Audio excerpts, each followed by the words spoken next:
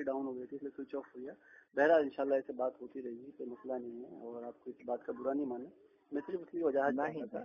ठीक है, देखिए एक बात ये है, और सुनिए मेरी बात, मैं अवलन बात ये है छोटा हूँ, बुरा बहुत नहीं मानता। मैं ये चाह रहा था कि तहकीक मैं भी करता हूँ माशाल्लाह। तो मैंने जब वाक़ियत की तहकीक की ना तो मुझे कई किताबों में वाक़या मिला, मैं आपको स्कैन भेज सकता हूँ। तो मैं ये चाह रहा था कि आप यानी इतने लोगों के सामने शेख ज़करिया रहमतुल्लाह अलैह जिन्होंने मौता इमाम मालिक की शरह लिखी है, बुखारी शरीफ की शरह, यानी बुखारी का नहीं मुझे पता, मौता इमाम मालिक की शरह लिखी है, अवजदुल बसालिक, कितनी किताबों के आप मुसन्निफ हैं। आपने उनकी एक बात को लेकर जो है आवाम के सामने इस तरह से मजाक उड़ाना ये मुनासिब बात नहीं है। बस ये मैं आपसे कहना चाह रहा था, और कोई गलती होगी तो आपसे बहुत माफी का दर। नहीं देखिए एक बात, और अगर बात मेरी तरफ से भी आपसे, हाँ जी कहिए अपनी बात। मैं ये कह रहा था ना कि असल में क्या है ना कि इख्तलाफात हुजूर सल्लल्लाहु अलैहि वसल्लम के ज़माना जब आपका गया और सैयदना उस्मान जब खलीफा बने उसके बाद से इख्तलाफात शुरू हो गए थे, तो इख्तलाफात रहेंगे, ठीक है, लेकिन इख्तलाफात में बात जो बयान की जाए ना वो सही बयान की जाए, किसी आलिम का मजाक उड़ाकर उसको आवाम के सामने पेश करना।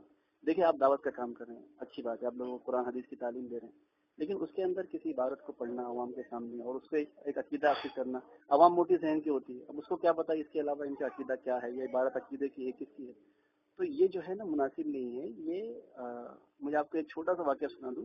मौलाना मौदूदी ने जब कुरान करीम और किताब की तफसीर लिखनी शुरू की और बहुत सारी बातें उसने अपनी दूसरी किताबों में तनकीद शुरू की, तो मुफ्ती यूसुफ लुधियानवी रहमतुल्लाह अलैह उस वक्त जिंदा थे। आपको लोगों ने कहा कि हजरत देखो कैसी कैसी बातें मौदूदी साहब ने लिखी है, तो मौलाना यूसुफ लुधियानवी रहमतुल्लाह अलैह ने पहले कहा कि नहीं, पहले मैं इनसे पूछूंगा कि ये जो मैं इस इबारत से समझ रहा हूँ मौदूदी साहब की, क्या इनकी मुराद भी वही है, तो ही मैं कलम उठाऊंगा। तो उनको खत लिखा उन्होंने, और खत में मौलाना मौदूदी ने यूँ लिखा कि हाँ जो आपने समझा है मेरी इस इबारत से मुराद भी वही है, तब कलम उठाई है। ये होती है इल्म के साथ में दयानतदारी। बगैर किसी इबारत को आपने उसकी मुराद क्या है और वो आदमी दूसरी किताब में लिख रहा है बाकायदा कि मेरा अकीदा नहीं है, तो ये इल्म के साथ जो है बददियानती की बात है, उसकी मुराद को समझनी चाहिए। ऐसी बहुत सारी बातें हैं जो हम नहीं समझ पाते हैं, तो हमको उसके लिखने वाले चले गए तो उसकी दूसरी किताबें हम एक बार खंगाल लें कि भाई इसमें इनका अकीदा क्या यही है जो इस इबारत से मुझे समझ में आ रहा है। अगर हमको लगता है हाँ वही है तो बिल्कुल आप कलम चलाएं और आप जबान से भी कहें, इसलिए कि शिर्क को और मुशरिक को बयान करना भी ईमान है, लेकिन इसकी तहकीक के बाद। बस इतनी मेरी आपसे गुजारिश थी, बहुत आजिजाना मुअद्दबाना, मैं एक तालिब इल्म हूँ, ठीक है, आप कुछ बोलना चाहेंगे तो बोल लें, मैं इंशाल्लाह खामोश रहूंगा।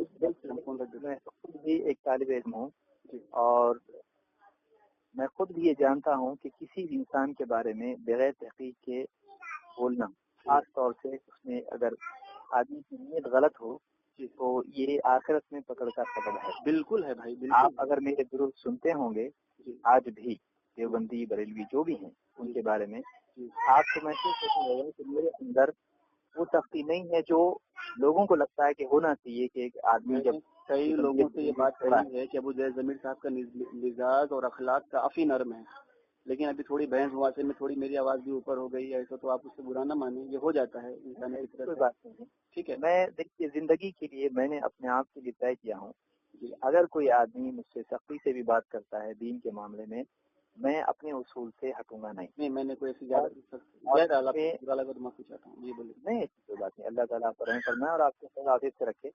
मैं एक बात ये कहूँगा कि ये जो आपने बात कही कि किसी भी आदमी की मुराद किसी जुमले से कुछ और होती है, लिहाजा उस आदमी पर हुक्म नहीं लगाना चाहिए। जी बिल्कुल, यही कहना है वाकई उसकी मुराद भी उसके मुताबिक न हो। बिल्कुल उसूल को मैं भी मानता हूँ और जब से मैं इसी की वजाहत करने की कोशिश कर रहा था, मैंने दो बातें आपसे कही उस ज़िमन में। अल्लाह के नबी सल्लल्लाहु अलैहि वसल्लम ने उस आदमी पर काफिर या मुशरिक होने का हुक्म नहीं लगाया। जब से उसकी जुबान से ऐसा जुमला निकला है जो कुफ्र और शिर्क का है, आदमी का ये बोलना कि अल्लाह ताला मेरा बंदा, मैं अल्लाह का रब हूं, नऊज़ बिल्लाह, तो ये जो जुमला है कुफ्रिया जुमला है, लेकिन उसकी मुराद वो नहीं है। लिहाजा अल्लाह के नबी सल्लल्लाहु अलैहि वसल्लम ने उस आदमी पर वो हुक्म नहीं लगाया। लेकिन आपने क्या कहा, अख्ता, उसने गलती की। अगरचे उसकी नीयत वो नहीं है, उसके बावजूद उसका जुमला गलती है, ये अल्लाह के नबी सल्लल्लाहु अलैहि वसल्लम की हदीस से मालूम होता है। देखिए फिक्हुल हदीस भी तो कोई चीज है। हम ये नहीं चाहते कि कोई आदमी तुझसे कोई गलत चीज। एक साहबी उन्होंने कहा था कि मैं नबी के घर के करीब भी रहना नहीं चाहता, तो मेरा घर मस्जिद के करीब भी ना हो। उन्होंने कहा इस तरह से, साहबी ने बुरा माना उससे। नबी सल्लल्लाहु अलैहि वसल्लम से पूछा तो आपने कहा देखो तुम्हारी क्या नीयत थी इसमें, ना अरब तक कौली का कदा व कदा, انہوں نے جواب دیا کہ اللہ کے رسول میں دور رہتا ہوں اور دور سے آتا ہوں اور واپس جاتا ہوں تو میں چاہتا ہوں کہ آنے جانے پر قدموں کا ثواب مجھ کو ملے، لہٰذا میں نزدیک آؤں گا تو ثواب نکل جائے گا۔ تو یہ نیت ان کی تھی، تو آپ صلی اللہ علیہ وسلم فرمایا کہ جو تو نے نیت کی تو اس کو ثواب ملے گا۔ بعض اوقات ایک جملہ ایسا ہوتا ہے، لیکن یہ اللہ کے نبی صلی اللہ علیہ وسلم وحی کی بنیاد پر جانتے تھے، آپ کو بتایا جاتا تھا کہ فلاں چیز کیا ہے اور فلاں چیز کیا ہے۔ جی بالکل۔ ہم یہ کہہ رہے ہیں کہ اس حدیث میں آپ نے جب اس نے کہا کہ میں تیرا رب اور تو میرا بندہ، تو اللہ کے نبی صلی اللہ علیہ وسلم نے ایک طرف تو اس کو مشرک کافر قرار نہیں دیا، اور دوسری طرف آپ صلی اللہ علیہ وسلم نے اس پر غلطی کا حکم لگایا۔ اس نے غلطی کی تو چاہے آپ جیسا کہہ رہے ہیں کہ اسٹاک کے غلبے میں یا فرط مسرت میں آدمی کہے اس کو شدت یعنی مسرت میں ایک آدمی کچھ ایسا بول جائے تو یہ نہیں کہا جائے گا کہ اس کے جملے پر اب حکم نہیں لگا سکتے اس لیے کہ وہ اسٹاک کے غلبے میں ہے۔ اللہ کہیں نا آپ غلطی کہیں پر غلطی کا حکم لگایا، ہاں غلطی کا لگایا نا، آپ کو شرک کا نہ لگایا، غلطی کا لگا دیں آپ کہ ان سے غلطی ہو گئی، یہ تو کہنا چاہ رہا ہوں۔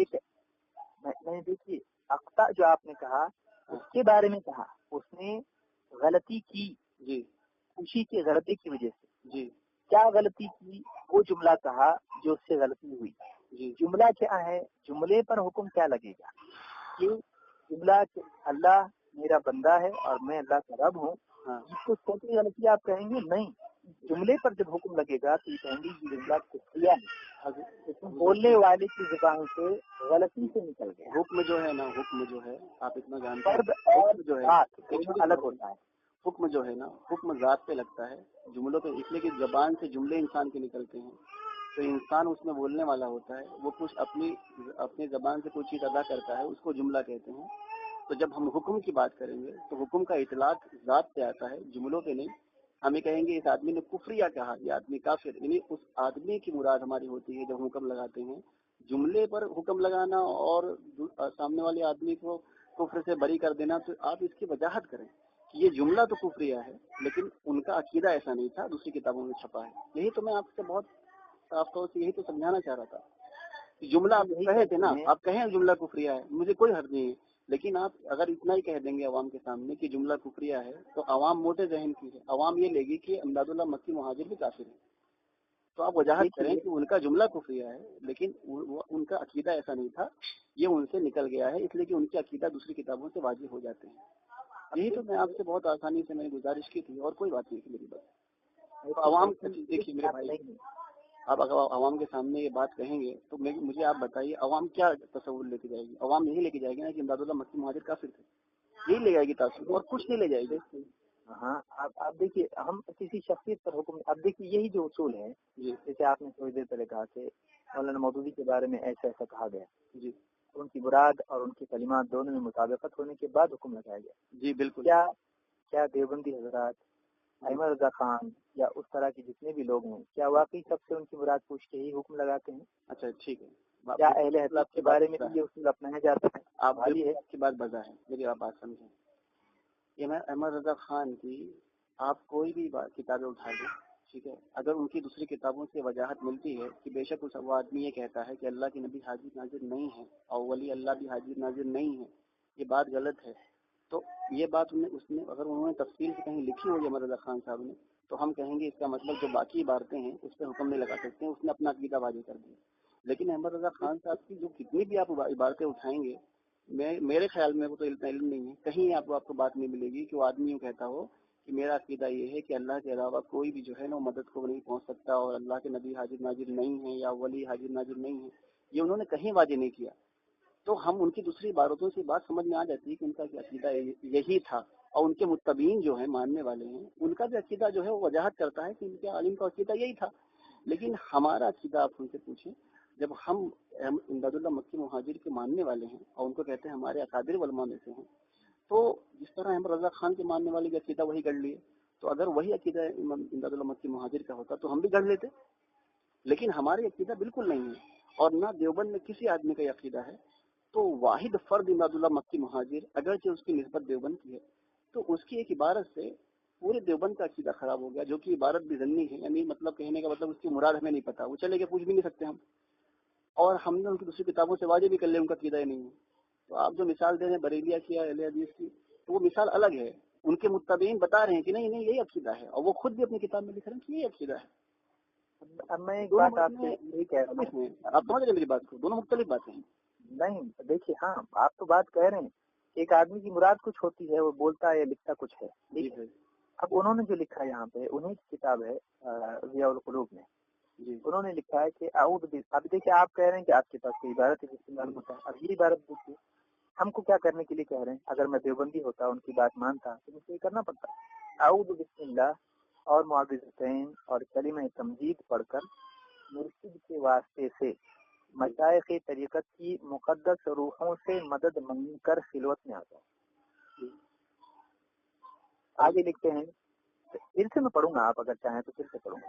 اور قبلے کی طرف منہ کر کے بیٹھے اور ہادی عالم صلی اللہ علیہ وسلم کی روح اطہر پر فاتحہ پڑھے اور حضور صلی اللہ علیہ وسلم کی روحانیت سے استقامت حاصل ہونے میں مدد مانگی. یعنی یہاں پہ کہہ رہے ہیں مشائخ طریقت کی مقدس روحوں سے مدد مانگنا، اور یہاں کہہ رہے ہیں رسول صلی اللہ علیہ وسلم کی روحانیت سے آپ کی روح سے استقامت حاصل ہونے میں مدد مانگنا. ضیاء القلوب ہاں ضیاء القلوب ہے، ضیاء القلوب جی برابر. ٹھیک ہے، وہی میں آپ کو کہہ رہا ہوں. آپ ضیاء القلوب اٹھائیں گے، اللہ اللہ مکی کی کتاب اٹھائیں گے، لیکن آپ دیوبند میں جو ان کی کتاب ان کے عقیدے کے بارے میں چھپی ہے، دیکھیے آپ جو ہے بات کو تھوڑا سا یعنی یا تو پھر میں آپ کو سمجھا نہیں پا رہا ہوں. ان کی ایسی عبارتیں آپ کو ان کی کتابوں میں ملیں گی، لیکن آپ میری بات سمجھیں. ضیاء القلوب اور امداد اللہ مکی مہاجر کی جو امدادیہ ہے، یہ ساری جو ہے تصوف کی کتاب ہے. اس آدمی نے اپنا عقیدہ واضح کیا ہے کہ میرا عقیدہ نہیں ہے، تو اس کے عقیدے کی جو اس نے وضاحت کی ہے کہ میرا عقیدہ یہ ہے، تو ہم اس کی عقیدے کی بات کو لیں گے. یہ نہیں کہہ رہے ہیں کہ وہ میرا عقیدہ جو انہوں نے اپنی عبارت پڑھی اس نے ان کا عقیدہ انہوں نے بیان کیا. تصوف کی وجہ سے آپ دیکھنا جائے تو تصوف کی بہت ساری باتیں ہیں اور بہت ساری چیزیں، یعنی آپ بھی دیکھیں گے کہ علماء اہل حدیث کا ذوق تصوف کتاب چھپی ہوئی ہے. اس میں بھی میں آپ کو ایسی بہت ساری باتیں بتا سکتا ہوں جو کہ سراسر جو ہے نا، آپ اگر عبارتوں سے بھی حکم لگائیں گے عبارت پہ ہی، تو وہ شرک سے بڑھ کر بھی کفر تک جاتی ہے.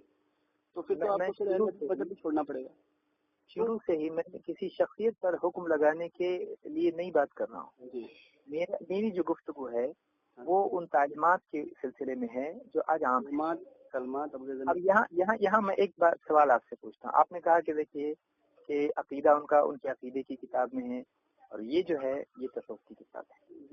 تو تصوف کی کتاب میں جو جملے لکھے ہیں ان کے اوپر گرفت نہ کی جائے اور ان کے اصل عقیدے کی کتاب کی روشنی میں ان کو سمجھا جائے. ٹھیک ہے، اب اگر میں مثال کے طور پر یا کوئی بھی آدمی اگر اس کا عقیدہ یہ ہے کہ اللہ کے سوا کسی اور سے مدد نہیں مانگنا چاہیے، اور اس نے اپنی عقیدے کی کتاب لکھی، اب اس کے علاوہ بیٹھ کر جا کر وہ کہیں پہ یہ پڑھتا ہے بھر دے جھولی میری یا محمد، اور کہتا ہے کہ ذوق و شوق میں کہہ رہا ہوں یہ، تو آپ اس کو تسلیم کریں گے؟ ٹھیک ہے ابو اعظم صاحب، اگر بالفرض تھوڑی دیر کے لیے آپ کی بات مان بھی لی جائے، ٹھیک ہے، امداد اللہ مکی مہاجر کا یہ عقیدہ ہے بالفرض، فار انسٹنس مان لیا جائے، تو میں آپ سے گزارش کروں گا کہ آپ جب اس کو بیان کریں نا تو یوں بھی ساتھ توجہ کریں کہ ان کی جو کتاب ہے دیوبند کے عقائد کی المحال المفند، دیوبند کا یہ عقیدہ نہیں ہے. امداد اللہ مکی مہاجر نے تفرد اختیار کیا. آپ ایسا بیان کر دیں اگر آپ کو عقیدہ لینا ہی ہے، لیکن آپ جو ہے نا دیوبند کا عقیدہ کر کے ان کی بات کو پیش کر رہے ہیں. میں بھی دیوبندی ہوں، میرا بالکل یہ عقیدہ نہیں ہے، اور کسی بھی دیوبند اکادر کا آپ اٹھا لیں یہ عقیدہ نہیں ہے. اگر آپ بالفرض مان بھی لیں ان کا وہ عقیدہ ہے تو یہ عقیدہ کسی کا نہیں ہے. تو آپ جو ہے نا غلط ہے صحیح ہے؟ آپ کے نزدیک یہ عقیدہ صحیح ہے کہ غلط ہے؟ ارے بھائی یہ عقیدہ تو غلط ہے، پھر آپ مجھے بات کر رہے ہیں عقیدے سے آدمی کوئی بات کو کہے تو وہ بات غلط ہے. اور نہ میرا، اور میں آپ کو بتاؤں کہ پوری دیوبندیت میں آپ کسی کو فون کر کے پوچھ لیں کہ آپ مجھے یہ بتا دیں، آپ اس کو جملے نہ پڑھیں، ضیاء القلوب کا نہ پڑھیں، نہ خالی اس کو یہ پوچھیں کہ یہ مجھے بتا تیرا عقیدہ کیا ہے، اللہ کے علاوہ کسی اور سے مدد مانگنا یا کسی اور کو پکارنا کیا ہے. تو میں انشاءاللہ ہر فرد کی گارنٹی تو نہیں لیتا، لیکن اگر وہ دیوبند کے خابر سے اس کا واسطہ پڑا ہے اور رابطہ قائم ہے تو خدا کی قسم وہ یوں کہے گا کہ نہیں بھائی میرا بالکل عقیدہ ایسا نہیں ہے، تو بریلی لوگ کرتے ہیں، ہم تھوڑی ایسا کرتے ہیں. تو جب ہر فرد یہاں جماعت میں نکل کر 3 دن آپ خود چلا لگائے آپ کا ماشاءاللہ، جماعت میں نکل کر ایک چھوٹا سا بچہ بھی یہ کھڑے ہو کے کہتا ہے کہ ایمان سے یہ چاہ جا رہا ہے کہ کرنے دھرنے والی ذات محض اللہ کی ہے، اللہ کے سوا کوئی کچھ نہیں کر سکتا. اور دوسرا جملہ یہ کہ محمد صلی اللہ علیہ وسلم کے طریقوں میں کامیابی ہے. ہر بچے سے جملہ بلوایا جا رہا ہے. آپ مجھے بتائیں کہ اگر یہ امداد اللہ مکی مہاجر کی یہ بات عقیدے کی ہوتی ہے اور ہم اس کو لیے ہوتے تو ہمیں ایسے جملے اور ایسی ہمارے عقیدے بننا چاہیے تھا نا. کوئی دیوبندی آپ نہیں دکھا سکتے کہ جا کے قبر سے مانگ رہا ہو, کوئی دیوبندی آپ نہیں دکھا سکتے کہ جا کے وہ سوال کر رہا ہو کسی قبر سے, اگر واقعی میں وہ جو ہے دیوبند کے عقیدے سے اس کا رابطہ پڑا ہے. ہاں کوئی فرد اگر ایسا کر رہا ہے تو ہم اس کو دیوبندی نہیں کہیں گے. تو میں آپ سے اس لیے گزارش کر رہا ہوں کہ جب آپ کسی فرد کے عقیدوں کو بیان کریں گے تو آپ جو ہے نا یعنی خفی طور پر, چھپے طور پر یہ تاثر لوگوں کو جاتا ہے کہ پوری جماعت کا عقیدہ ہے, جس کو آپ کو وضاحت کرنی چاہیے. میں اس لیے بھی کہہ رہا ہوں کہ المحنت علی المسند جو عقائد علماء اہل سنت دیوبند کتاب چھپی ہے, جو کئی علماء کے یعنی اس کو کتاب کو اچھا بولنے کے بعد دستخط بھی ہے, علماء حرمین کی دستخط بھی ہے, میں آپ کو وہ بھی ہے. عقیدے کے ضمن میں لکھا ہے کہ مشائخ اور بزرگوں کی روحانیت سے استفادہ اور ان کے سینوں اور قبروں سے باطنی فیوز کا پہنچانا تو بے شک صحیح ہے, مگر اس طریقے سے جو اس کے اہل اور خواص کو معلوم ہے, نہ اس طرز سے جو عوام میں رائج ہے. اس کے کیا معنی؟ اب یہ تو عقیدہ ہوا, محمد المفند سے جو آپ نے اعتراض کیا, یہ عبارت بالکل میں دیکھوں گا. اور دوسری بات کہ محمد المفند پہ اس طرح کچھ اعتراضات ہیں, اس کی اعتراضات کی کتاب بھی محمد المفند کے اعتراضات کے جوابات بھی چھپ چکی ہے. اب ایک بار اس کی بات کتاب کو بھی پڑھ لے جوابات کی بھی, تو شاید یہ چیز بھی واضح ہو جائے. اور میں اس کی تعبیر اس لیے نہیں کر رہا ہوں کہ میں نے یہ بات ابھی تک پڑھی نہیں ہے. آپ سمجھیں, ایک چیز یہ ہو گئی. دوسری چیز آپ یہ سمجھیں کہ دیکھیے جس طرح بات اہل حدیث کا پتہ نہیں کیا عقیدہ ہے, ہمارا یہ عقیدہ ہے کہ حضور صلی اللہ علیہ وسلم کی جیسے ہم قبر پہ جاتے ہیں, ٹھیک ہے, تو ہمارا یہ عقیدہ ہے کہ آپ صلی اللہ علیہ وسلم عند القبر جو ہیں وہ حیات ہے, ٹھیک ہے. اب وہ حیات کی کیفیت کیا ہے واللہ علم, لیکن ہم یہ کہتے ہیں کہ آپ کو سما حاصل ہے. ہم وہاں کھڑے ہو کے یا رسول اللہ کا سلام پڑھتے ہیں اور آپ کو سما حاصل ہے. اسی لیے اور یہ عقیدہ ہمارا اکیلے کا نہیں ہے, بلکہ ابن کثیر رحمۃ اللہ علیہ آپ اٹھائیں گے تو سورہ لقمان کی آیت نمبر 64 کے تحت انہوں نے باقاعدہ ایک بدو کا واقعہ نقل کیا ہے کہ اس بدو نے قبر شریف پہ جا کر یوں کہا کہ میں آپ سے مغفرت طلب, میں ہاں اس نے جا کے آیت پڑھی جس میں قرآن میں اللہ نے فرمایا, وہی سورہ لقمان آیت نمبر 64, اے نبی جی, ابھی نبی جی اگر یہ آپ آئیں اور آپ ان کے لیے مغفرت کی دعا کریں اور یہ بھی آپ ہم سے مغفرت مانگیں تو بے شک ہم کو مغفرت اللہ پائیں گے.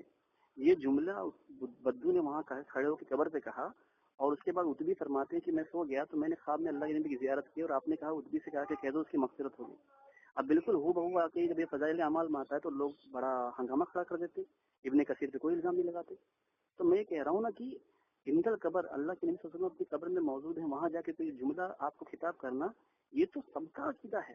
اسلاف کا کتنے, میں آپ کو کتنے حوالے دے سکتا ہوں اس پر, جو آج لوگ ایک اشکال کر رہے ہیں فضائل اعمال پہ روٹی والے واقعے پر کہ دیکھو قبروں سے روٹی مانگی جا رہی, قبروں سے روٹی مانگی جا رہی.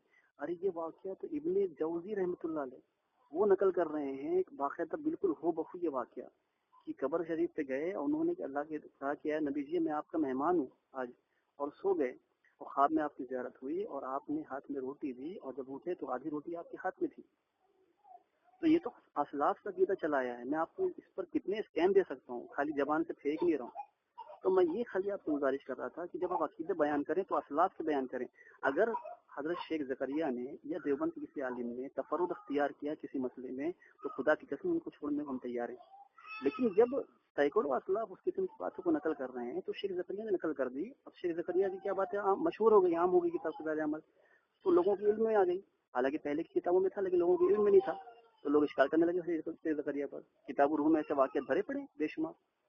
جو بریلوی حضرات بولتے ہیں وہ بھی تو پچھلے لوگوں کے حوالے دیتے ہیں. دیکھیے میں آپ سے شروع میں واضح کیا تھا, بریلی حضرات کا عقیدہ یہ ہے, آپ ان سے فون کریں اور ان سے پوچھیں کہ بھائی آپ بریلی بولیں گے, ہاں آپ ان سے پوچھیں, آپ مجھے یہ بتائیں کہ کیا نبی کے علاوہ اللہ کے علاوہ نبی اور ولی جو ہے کسی کی مدد کر سکتے ہیں؟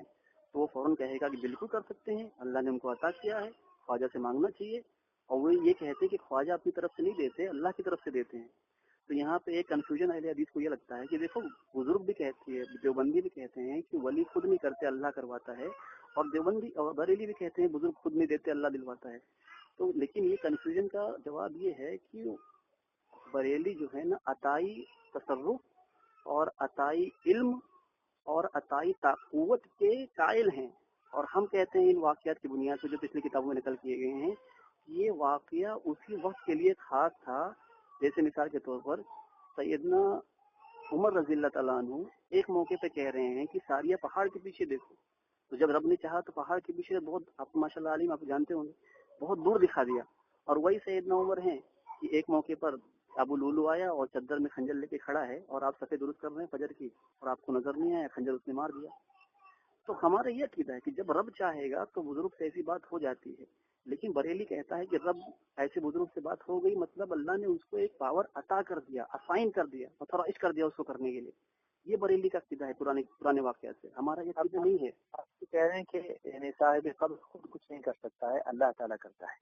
دیکھیے میری بات، لیکن یہ بات ہے نا، ہاں بظاہر عمل میں آپ جو واقعہ پیش کریں گے نا کہ قبر والا اٹھ کے آ کے اونٹ ذبح کر دیا، آپ کے ذہن میں ہوگا. میں آپ کو واضح کر دوں، ابن تیمیہ رحمۃ اللہ لکھ رہے ہیں، دوسرا بول رہے ہیں، میری بات سن لیجیے خالی ایک منٹ کے لیے. ابن تیمیہ رحمۃ اللہ لکھ رہے ہیں کہ کرامت میں یہ بات درست ہے، میں آپ کو عربی عبارت بھیج دوں گا. کرامت میں یہ بات درست ہے کہ آدمی مر چکا ہو اور وہ قبر والا اپنی قبر سے واپس آ کے کوئی کام کر دے، یہ کرامت میں درست ہے. یہ ابن تیمیہ کا عقیدہ ہے. یہ نہیں ہے، یہ نہیں ہے. میں آپ کو دے دوں، کے بارے میں انہوں نے کہا ہے، میں آپ کو دے دوں. آپ بھیجیے وہی ابن تیمیہ تو بہت سارے، ابن تیمیہ تو مردے کی سما کے قائل ہے. کیا کرو گے آپ؟ میں اسکین دے سکتا ہوں آپ کو. میت کے سما کے بارے میں آپ بھی جان رہے ہیں، میں بھی جان رہا ہوں. کافی علماء میں پہلے سے خود دیوبندیوں میں اختلاف ہے، یہ تو آپ دوسروں کی چھوڑ دیجیے. میں بتاؤں جماعتی فرقوں میں بٹے ہوئے ہیں. ایک منٹ ابدیت بھائی، آپ کنفیوز ہو رہے ہیں. عام آدمیوں کی مماتی اور سنیں بات سنیں، عام مردوں کی سما میں اختلاف ہے، انبیاء کی سما میں اختلاف نہیں ہے. کیا بات سمجھ لیں؟ عام مردوں کی سما میں اختلاف ہے. بعض صحابہ کہتے ہیں سنتے ہیں، بعض کہتے ہیں نہیں سنتے ہیں. بعد نے کہا کہ من جملہ سنتے ہیں، یعنی جہاں جہاں نص موجود ہے، جیسے کہ اللہ کے نبی نے خطاب کیا مقتولین کو، تو حضرت عمر نے اشکال کیا کہ نبی صلی اللہ علیہ وسلم یہ سنیں گے؟ اللہ تو فرما رہا ہے انک لا تسمع الموتى، مردے نہیں سن سکتے. تو آپ صلی اللہ علیہ وسلم نے فرمایا عمر کہ یہ میری بات کو تم سے زیادہ سنتے ہیں. تو بعض نے یہ کہا ہے کہ مردے سنتے ہیں، عام مردے بھی، بعض نے کہا نہیں سنتے دوسری روایت کی بنیاد پر. تو اعتدال کی راہ جو یہ اختیار کی گئی ہے اس کے اندر کہ من جملہ سما کے قائل ہیں، یعنی جہاں جہاں نص آ گئے، اللہ کے نبی کے جملے آ گئے کہ مردہ جوتوں کی آہٹ سنتا ہوتا ہے اور فلانا فلانا، وہاں سنتے ہیں اور جہاں پہ نہیں سنتے. یہ اعتدال کی راہ اس میں اختیار کی گئی ہے. ٹھیک ہے، اور یہی ہمارا عقیدہ ہے. جہاں نہیں مذکور ہے وہ نہیں سنتے، اللہ کی مشیت پر معلوم، مشیت پہ معمول ہے، بس یہی عقیدہ اختیار کیا گیا. لیکن انبیاء کی سما میں کسی کو اختلاف نہیں ہے. میں جو پوچھنا چاہ رہا ہوں یہ کہ یہ جو مولانا اشرف علی تھانوی صاحب نے اپنی کتاب میں نقل کیا ہے مولوی معین الدین صاحب کا، جی آپ نے پڑھا بھی ہوگا، نہیں پڑھا مجھ کو نہیں معلوم، مجھے پتہ نہیں. جاڑا بخار کی بہت کثرت ہوئی تو جو شخص مولانا کی قبر سے مٹی لے جا کر باندھ لیتا اسے ہی آرام ہو جاتا. بس اس کا سے مٹی لے گئے کہ جب بھی قبر پر مٹی ڈلواؤں تبھی ختم. کئی مرتبہ ڈال چکا، پریشان ہو کر ایک دفعہ مولانا کی قبر پر جا کر کہا ان کے بیٹے نے کہ آپ کی تو کرامت ہوگی اور ہماری مصیبت ہو گئی. یاد رکھو کہ اب کے کوئی اچھا ہوا تو ہم مٹی نہ ڈالیں گے، ایسے پڑے رہی، لوگ جوتا پہنے تمہارے اوپر ایسے ہی چلیں گے. بس اسی دن سے پھر کسی کو آرام نہ ہوا. جیسے شہرت آرام کی ہوئی تھی ویسے ہی یہ شہرت ہو گئی کہ اب آرام نہیں ہوتا، کہ لوگوں نے مٹی لے جانا بند کر دیا. تو اب ان کی قبر پر سے مٹی لے جا کر باندھنا جاڑے سے شفا کے لیے نانوتا میں مولانا نانوتوی کے علاقے کے اندر، اور یہ دیوبندی بزرگ ہیں یعنی اسی لائن کے ہیں، اور اس کے بعد میں جو بھی آدمی ان کی قبر سے مٹی لے جا کر باندھتا اسے ہی شفا ہوتی، اسے ہی آرام ہوتا. پھر بیٹے نے آ کر باپ سے کہا کہ آپ کی تو کرامت ہو کہ ہماری مصیبت. تو خطاب باپ سے کر رہا ہے، تو کیا بیٹا اتنا بھی جانتا نہیں تھا کہ شفا دینے والا اللہ ہے؟ اور وہ کیا یہ نہیں جانتا تھا کہ یعنی مردے نہیں سنتے ہیں؟ اب آپ نے جو بات کہی کہ جہاں جہاں مذکور ہے وہیں سنتے ہیں، جہاں مذکور نہیں وہاں نہیں سنتے. تو اب یہ تو جا کے ایسے وقت میں کہہ رہا جو مذکور نہیں ہے. اور یہ واقعہ مولانا اشرف علی تھانوی بیان کر رہے ہیں. آپ کے سوال میں دو باتیں ہیں. ایک بات یہ ہے کہ لوگ قبر کی مٹی اٹھا کے لے گئے، یہ بات ہے. دوسری بات یہ کہ اس آدمی کا کیا عقیدہ ہے کہ مردے خطاب کر رہے ہیں. ہاں ان کا بیٹا خطاب کر رہا ہے. دیکھیے میں نے یہ کہا تھا، میں نے شروع میں کہا کہ اعتدال کی راہ یہ ہے کہ جہاں من جملہ سنتے ہیں وہاں پر یہ مانا جائے، یہ اعتدال کی راہ ہے. لیکن میں اس کا منکر نہیں ہوں. بعض اصحاب کرام کا یہ ہے کہ سما کے قائل ہیں، بعض سما کے قائل نہیں ہیں، اور بعض نے بیچ میں اعتدال کی راہ اختیار کی ہے. تو ہو سکتا ہے وہ آدمی جو ہے جو ان کا بیٹا تھا وہ سما کا قائل ہو، اس لیے اس نے خطاب کیا. آپ سمجھے؟ تو ایک بات یہ ہوگی جواب اس کا. دوسرا میں نے اعتدال کی بات کی کہ دونوں میں اعتدال کی راہ یہ اختیار کی گئی ہے، لیکن سما کی ایک بات سمجھ گئے. दूसरी बात देखिए, उसमें ये बाकायदा जुमला ये उन्होंने आप खुद नकल कर रहे हैं कि आपकी तो करामत हो गई, हमारी मुसीबत होगी। अब देखिए करामत का लफ्ज वो इस्तेमाल कर रहा है, तो करामत में बिल्कुल ही मैंने ये बात आपको कह चुका हूँ कि करामत जो है ना उसमें वली को कोई अख्तियार नहीं होता, ना उसके अंदर उसको दवाम होता है, ना उसको कुल्लियात होती है। अब आप समझें कि उस मिट्टी से लोगों को शिफा होने लगी, तो उस लड़के ने जाके कहा, इसकी जाहिर सी बात है वो लड़का ये समझ रहा है कि अब मुसीबत हो गई, लोग का अकीदा खराब हो रहा है, तो ये बात फिर खत्म हो गई। अगर वो बुजुर्ग के कब्जे में ये बात होती तो फिर खत्म क्यों होती? नहीं, आप यहाँ देखिए, आपे को आप नहीं, करामत का लफ्ज इस्तेमाल है, देखिए करामत का लफ्ज इस्तेमाल है, करामत का लफ्ज इस्तेमाल है, करामत हम यही करामत के बारे में अकीदा है। अच्छा एक बात और समझे आप, इसमें जो आप बोल दिए उसमें बात आगे का क्या समझाइए। एक मिनट मुझे देखा, एक मिनट मुझे मैं कहना चाह रहा हूँ। देखिए मौजज़ात के बारे में आले देवबंद का अकीदा ये है कि ये कतई चीज है, ठीक है। करामत के बारे में अकीदा ये ज़न्नी चीज है। मैं इसकी वजाहत कर दूं। वजाहत ये है कि हुजूर पाक सल्लल्लाहु अलैहि वसल्लम से जो कुछ हुआ, ठीक है, और आपने कुछ पेशन गोइयां की, आगे की बातों को बताया, हम कहेंगे 100% ये होगा ही, इसलिए कि अल्लाह के नबी पे वही आती है, उमा यंतिकुल अनिल हवा इन हुवा इल्ला वहयुन यूहा, कि अल्लाह के नबी अपनी तरफ कुछ नहीं कहते। लेकिन जब कोई ऐसी खरके आदत बात, खिलाफे आदत बात किसी गैर नबी से होती है, तो हम कहते हैं, अब हम उस वक्त तो वाकई के वक्त मौजूद नहीं थे, बराबर, हम तो बाद में पैदा हुए 100-200 साल के बाद, तो हम उसूल से कहते हैं कि मुमकिनात में से है, जन्नी चीजें हो सकता है। अगर इस बात का इनकार भी किया जाए कोई गुनाह नहीं है, इकरार कर लिया जाए, इकरार में अकीदा खराब ना हो तो कोई मसला नहीं है। जब जन्नी चीजों से अकीदा बनता ही नहीं है। अब मुझे मेरी बात बताएं, जैसे लोग कहते हैं कि मैं मौजूद से नहीं हट रहा हूँ, बिल्कुल नहीं हट रहा हूँ, इमाम हनीफा रहमतुल्लाह अलैह ने 40 साल तक ईशा सुबह की नमाज पढ़ी। अब हम कहते हैं कि हम ये नहीं कहते खुदा की कसम हमारा यकीन है, हम अल्लाह की कसम खा के कहते हैं ये बात सच है, नहीं, इसलिए कि नबी सल्लल्लाहु अलैहि वसल्लम की ही बात को हम 100% सही कह सकते हैं। हम अबू हनीफा के उस जमाने में मौजूद नहीं थे, कुछ लोगों ने तस्दीक की हाँ ये हुआ है, जैसे कि इमाम ज़हाबी ने, कुछ लोगों ने तस्दीक नहीं की कि ऐसा नहीं हुआ है, तो हम कहते हैं लेकिन ये मुमकिन है, जन्नी चीज है, हो सकता है। तो जन्नी चीजों से अकीदा बनता ही नहीं है। अब ये बातें जो है हम देखने ही नहीं गए कि आज लड़के ने खिताब किया, ये बात असल हुई भी है कि नहीं भी हुई है। तो जब ये जन्नी चीज है तो इससे हम अकीदा खजी नहीं कर सकते किसी हिसाब से। कतई चीज नबी के साथ पेश आती है, गैर वली नबी के साथ जन्नी चीज होती है।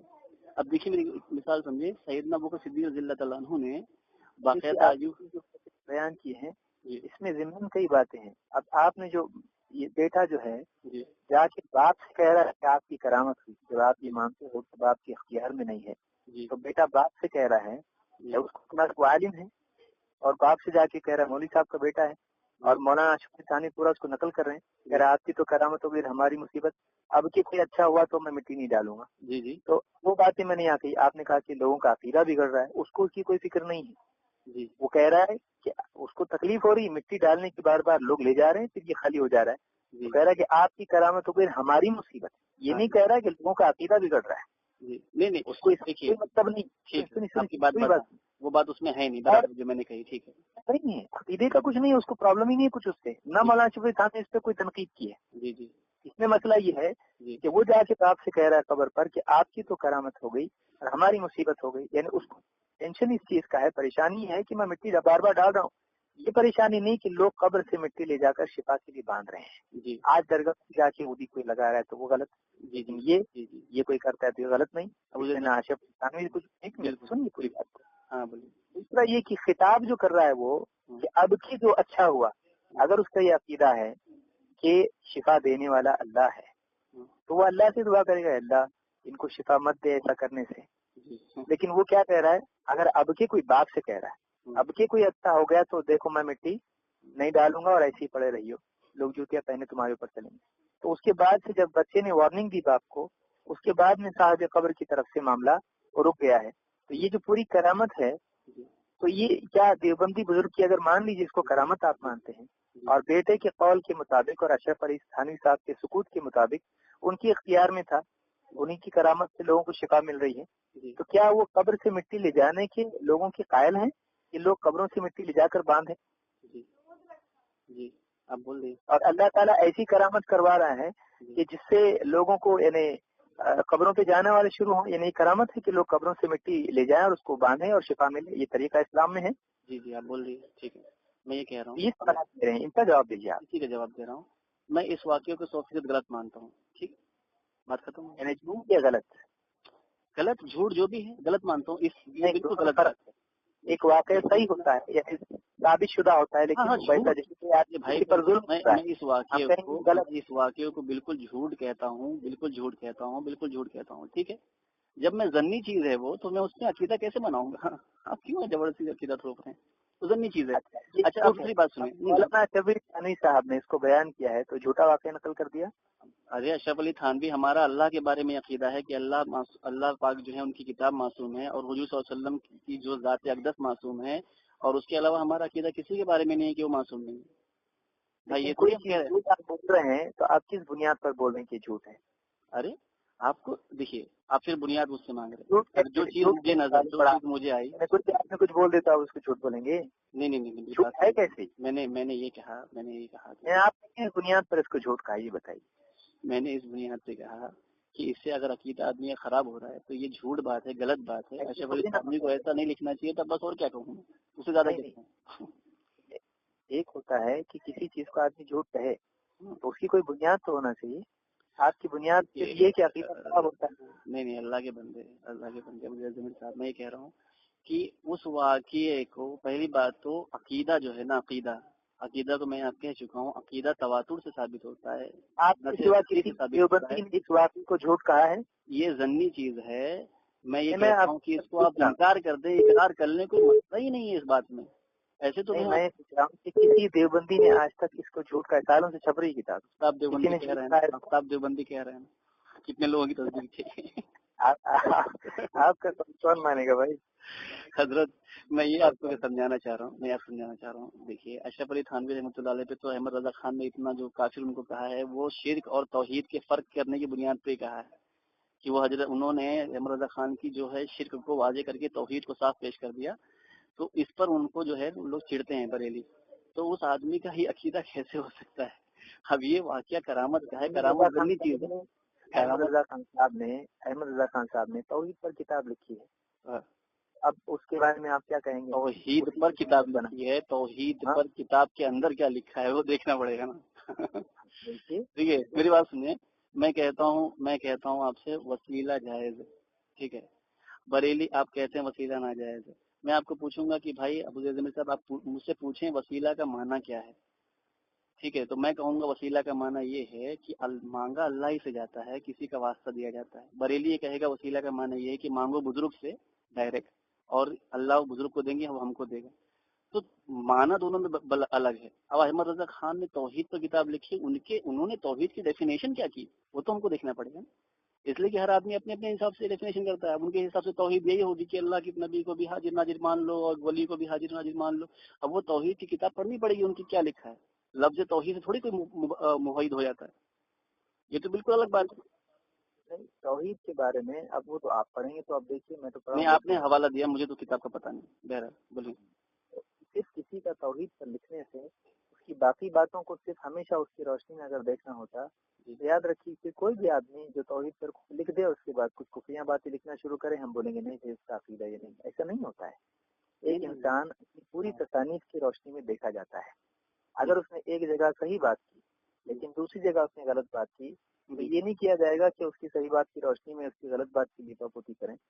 امکان دیکھا جاتا ہے کہ کتنا اس کی ممکن ہے کہ ممکن کتنی ہے کہ واقعی اس کی کچھ صحیح معنی نکلتے ہیں.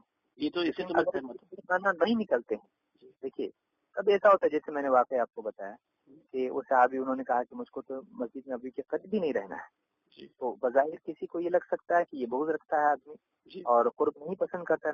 بہت ساری ایسی باتیں ہیں. بہرحال وہ تو بہت ساری ایسی باتیں ہیں. بظاہر کچھ اور ہے، مانا کچھ اور. ہاں بات ایسی پیدا، لیکن جب وضاحت ہو گئی اس چیز کی تو اس پر حکم نہیں لگے گا. نہ اس کے جملے پر لگے گا نہ اس شخص پر لگے گا. جی. لیکن اب دنیا بھر کے جتنے بھی لوگ ہیں جنہوں نے بہت ساری باتیں کی اور مر گئے ہو گئے. جی.